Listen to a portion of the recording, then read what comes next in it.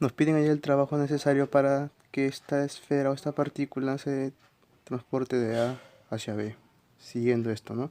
Entonces debemos recordar rápidamente dos cositas, que el trabajo realizado por el campo eléctrico siempre va a ser igual al valor de una carga por una diferencia de potencial, y la diferencia de potencial en un campo eléctrico homogéneo siempre va a ser igual al módulo del campo por la distancia entre dichos puntos, ¿no?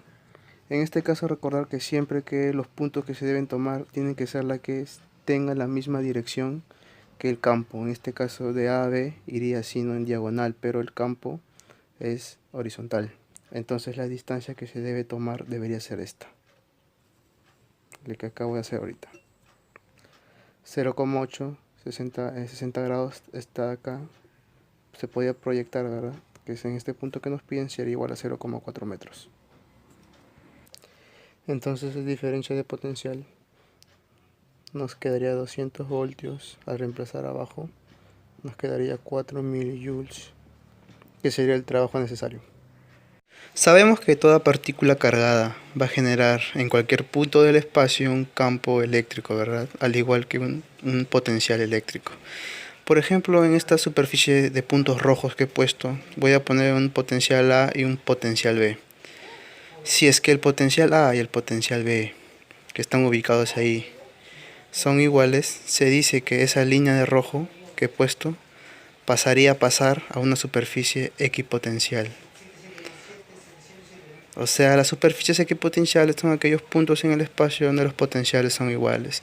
Ahora sí que calculo el trabajo de dicha carga. Trabajo es igual carga por diferencia de potencial, pero en las superficies equipotenciales todos los potenciales son iguales, ¿no? Por ende, si es que hago una diferencia, me daría cero, ¿no? Por ende, el trabajo en las superficies equipotenciales sería cero, ¿no? O nulo, como se dice. Tengo un campo eléctrico homogéneo, ¿verdad? Y ahí tengo una partícula. Entonces esas líneas negras punteadas verticales me representarían las superficies equipotenciales. O sea, en todos estos puntos los potenciales, por ejemplo 1, 2 y 3, van a ser iguales, ¿verdad?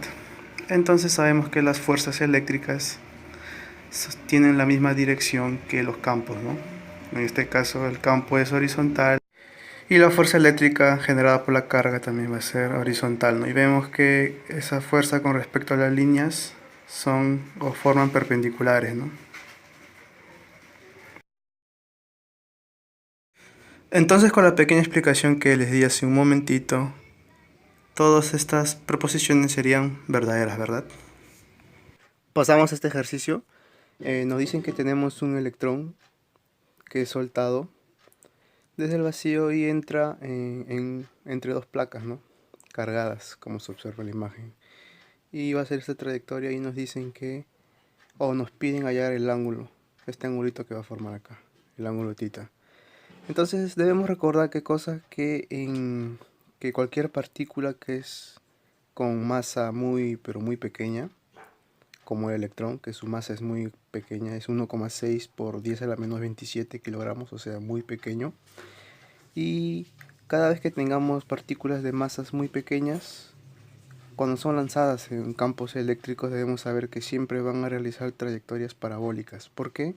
Porque lo único que va a actuar, la única fuerza que va a actuar va a ser la fuerza eléctrica. La masa, al ser muy pequeña, te despreciaría, ¿no? Por ende no se va a equilibrar y no va a seguir trayectoria horizontal, sino en algún momento se va a subir o va a poder bajar. Entonces, teniendo en cuenta eso, otra cosita que debemos saber es hacia dónde apuntaría el campo eléctrico. Si recordamos los temas pasados, sabemos que siempre de las cargas positivas salen las líneas, ¿verdad? Las líneas de fuerzas. Por ende, la placa de arriba es la positiva. Entonces, más o menos, el campo eléctrico tendría la siguiente dirección. ¿Por qué hacia vertical hacia abajo? Porque siempre salen a las positivas, ¿verdad? Y se dirigen a las negativas. Y debemos saber que la fuerza eléctrica siempre va a tener la misma dirección que el campo, ¿verdad? El sentido va a depender de la carga. Como la carga es negativa, porque es un electrón, entonces la fuerza eléctrica tendría que ser vertical, sí, pero en sentido opuesto. O sea, si el campo es así, para abajo, la fuerza eléctrica que va a provocar este electrón cuando ingrese va a ser más o menos así, hacia arriba. O sea, va a ser vertical, sí, pero de sentido opuesto al campo, porque es negativo. Es por ende que este electrón al ingresar, al seguir la trayectoria original, que es horizontal, va a ser afectado por esa fuerza eléctrica, ¿no? Es por ello que su trayectoria más o menos va a ir así, parabólico, hacia arriba. Entonces, quise mencionar esto para que más o menos sepan por qué la trayectoria es así, ¿no? Porque en el ejercicio de frente te lo dan las dos placas y ya. Entonces vamos a ir al ejercicio en sí. Nos pide el ángulo, ¿verdad? Si recordamos por tiros parabólicos, ¿qué caracterizaba a los tiros parabólicos? Que siempre había dos movimientos, ¿no? Uno horizontal y uno vertical. Que en el horizontal se cumplía MRU y en el vertical movimiento de caída libre, ¿verdad? Vertical de caída libre. Entonces vamos a volver a aplicar esto acá. Nos dicen que el electrón antes de entrar o al ingresar ya, al intentar ingresar en las placas va a estar en reposo. O sea, su rapidez inicial va a ser de 0, ¿verdad? Pero recordemos que en tiros parabólicos la horizontal siempre es constante, ¿no? Porque es MRU, o sea, su rapidez es constante en todo momento.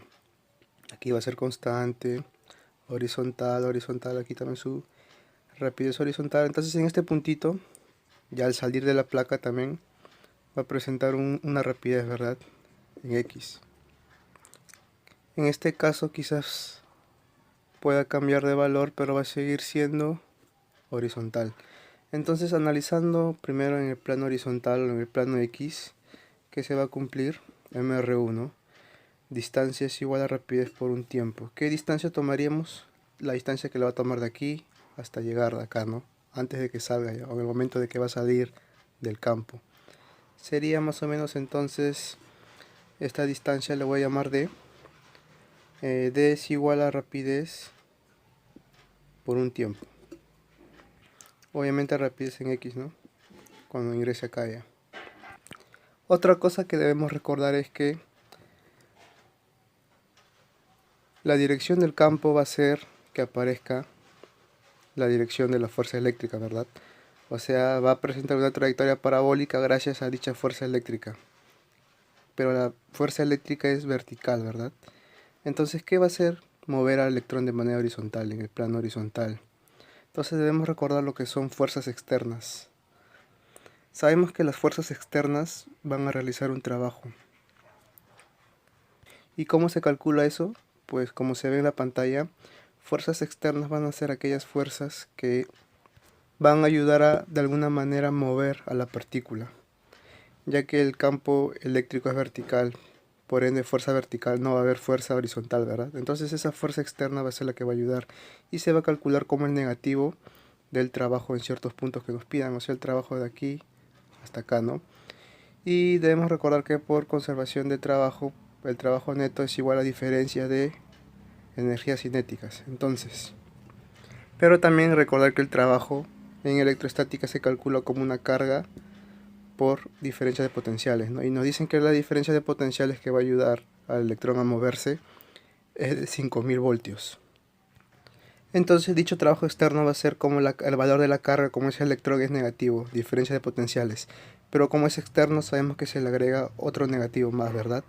Por ende negativo por negativo sería positivo, ¿no? Es por ello que se hace positivo esto. Esto es igual a variación de energías cinéticas. Nos dicen que parte del reposo, entonces la inicial va a ser 0, ¿no? Contamos solo la rapidez final, que sería justamente esta, cuando sale. Sería un medio de la masa por dicha rapidez x al cuadrado. Entonces tengamos esto acá por un momento. Esto es analizando el eje X. Ahora vamos a analizar el eje vertical o eje Y. Bueno, en el eje Y sí va a haber fuerzas eléctricas, ¿no? Entonces, como es un campo homogéneo, nos dicen, pues el campo es igual en cualquier punto, se va a cumplir que la fuerza eléctrica va a ser igual a una masa por una aceleración. Y aquí vamos a poder aplicar formulitas de MRV. Sabemos que la fuerza eléctrica es igual a una carga, valor absoluto de una carga por un campo, ¿no? Sería el campo, justamente este, ¿no? El campo Y. Va a ser igual a una masa por una aceleración. Aceleración sabemos que es igual a una diferencia de rapideces sobre un tiempo, ¿verdad? Por ende sería velocidad final en el eje Y menos velocidad inicial en el eje Y, pero sabemos que en el inicial solo hay velocidad horizontal, por ende la inicial Y es 0, ¿no? la velocidad y final sería justamente la que acá, ¿no? Cuando sale, la que forma con el ángulo. Y eso entre el tiempo. Entonces despejando, haciendo esto 0, porque es la inicial, despejando la rapidez y en el eje y nos quedaría así más o menos, la rapidez final. Entonces la rapidez en el eje x puede ser igual a todo esto de acá. Como es al cuadrado sería por otra rapidez en x, ¿no? Eso bajaría acá. Por ende lo puse acá. Entonces si que analizamos esto, la tangente de θ, ¿cuánto sería? La velocidad en el eje y sobre la velocidad en el eje x, ¿no? Tengo la velocidad en el eje y, tengo la velocidad en el eje x. Todo esto lo divido entre esto. Recordando que el campo en y, sabemos que el campo puede ser calculado como la diferencia de potencial, en este caso en el eje y, sobre la distancia, ¿no? Que sería esto, esta distancia de acá. Entonces teniendo en cuenta esto, nos va a salir de la siguiente manera. Y al sustituir esto, al dividir todo esto entre esto. También recordar que este tiempito de acá va a ser el mismo que le va a tomar por parabólico, ¿verdad? Entonces este tiempo puede ser representado como la distancia x sobre la rapidez x, ¿no? Entonces una vez ya cambiando este tiempo por esto y dividir todo esto entre esto, nos va a salir de la siguiente manera. Potencial en y tenemos, ¿no? 250 entre la distancia y 0,013 por la distancia x sobre 2 veces la diferencia potencial en el eje x, ¿no? 5000. Todo esto nos va a salir un octavo. Y pues justamente el ángulo θ sería igual al arco tangente de un octavo, ¿no? Y el arco tangente de un octavo justamente nos dan de dato que es 7 grados. Pues la respuesta sería 7 grados, ¿no? El ángulo. Esa es la respuesta. Ejercicio 4 nos piden rápidamente el trabajo necesario para transportar la partícula o la esfera más pequeña desde aquí hasta aquí. Yo le he puesto desde el punto A hasta el punto B. Avanza 5 milímetros. La distancia de separación es de 10. Entonces rápidamente, ¿qué debemos hacer? Recordar que el trabajo es realizado por una fuerza, por una partícula externa o por un agente externo, que sería esta partícula chiquita, ya que no estamos en un campo eléctrico homogéneo, ¿verdad? Por ende debemos aplicar lo que es el trabajo de una fuerza externa, que es igual al negativo de la carga sobre la diferencia de potencial desde los puntos que nos piden que moveremos. Nos piden desde A hasta B, por ende diferencia de potencial de A menos B. Y la carga de la chiquita, o sea del agente externo, y a todo eso le ponemos un negativo. ¿Y cómo hallamos los potenciales en punto A y punto B? Pues gracias a la partícula grande, ¿no? La partícula puntual. Recordamos la manera de hallar potenciales de partículas, constante de Coulomb por la carga sobre la distancia, ¿no? B sería esta distancia que es, como es 5, todo vale 10, 5, ¿no? Y el potencial en A sería desde acá hasta acá, o sea, todo esto, distancia 10 milímetros. Entonces los potenciales en el punto B y en el punto A nos saldrían de esto, ¿no? Este menos al pasar acá quedaría de esta forma. Entonces, en otras palabras, el trabajo sería el valor de esta carga por la diferencia de B menos A. La respuesta nos debe salir 2,7 por 10 a la 2 joules, que sería la respuesta. Entonces pasamos al ejercicio 7. Tenemos esto de acá. En este ejercicio quiero que sepan qué significa esta parte curvadita que nos dicen ahí. Voy a llevarlo en un ejemplo así sencillo. Por ejemplo, esa parte curvadita que les mencioné es como si fuera esta de acá, esta parte del papel. Vemos que debajo de esa curvadita hay otro cable, ¿no? Entonces eso significa que los cables no están pegados, sino que uno está alzado, ¿no? Vemos que podemos doblarlo de esta manera. ¿Qué quiere decir esa dobladez que hice? Que podemos girar, ¿no? Cosa que formemos un rectángulo, ¿no? Entonces la capacidad C4 pasaría arriba, ¿no? Y la C3 pasaría abajo. Entonces una vez aquí puedo denotar punto A, punto A, punto B, ¿no? Arriba tengo que en el punto A y B las capacidades están en serie, ¿no? O sea, va a haber un equivalente 1 que va a estar en serie. ¿Y cómo se calculaba eso? Cuando eran 2, producto sobre sumas, ¿no? C1, C4, 1 por 4 sobre 1 más 4. 4 quintos microfaraday. Análogamente en los puntos A y B de abajo, va a haber un equivalente 2 que también está en serie. Sería con los valores de C2 y C3, ¿no? C2, C3 son 2 y 3, entonces 2 por 3 sobre 2 más 3.